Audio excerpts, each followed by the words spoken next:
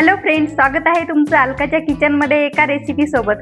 तर आज मी बनवणार आहे इडली, डोसा आणि आप्यासाठी खास अशी चटपटीत चटणी। चला तर आपण रेसिपीला सुरुवात करू।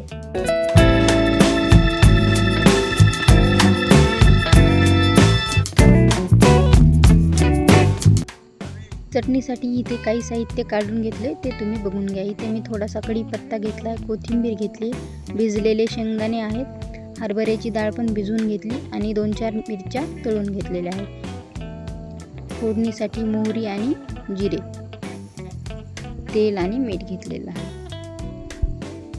आणि चटणी पातळ घट्ट करण्यासाठी त्यासाठी आपण पाणी पण घेतलेलं आहे। आता आपण मिक्सरच्या भांड्यामध्ये शेंगदाणे, हे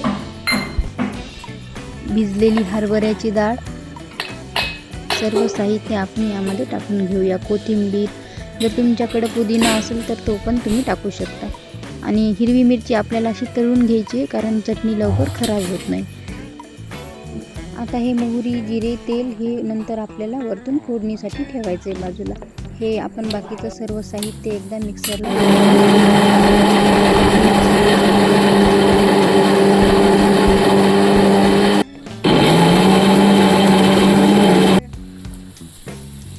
यामध्ये थोडंसं पाणी टाकू आणि जशी तुम्हाला पातळ घट्ट पाहिजे त्यानुसार तुम्ही यामध्ये पाणी टाकू शकता।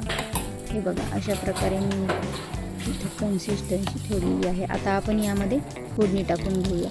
त्यासाठी मी याला एका पातेल्यामध्ये काढून घेते आणि फोडणीची तयारी करून घेऊ।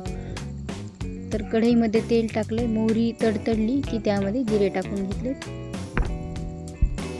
आणि मोहरी जिऱ्याचा असा वरतून तडका टाकल्याने चटणीला खूप छान चव येते आणि तडका टाकताना आपल्याला तडका असा गरम गरम त्या चटणीमध्ये टाकून घ्यायचा। आता आपण यामध्ये एकदा छान मिक्स करून घेऊया आणि अशी आपली छान मस्त चटणी तयार आहे। तर आजची चटणीची रेसिपी कशी वाटली कमेंटमध्ये सांगा आणि व्हिडिओ आवडला असेल तर व्हिडिओला लाईक करा आणि चॅनलला सबस्क्राईब करा।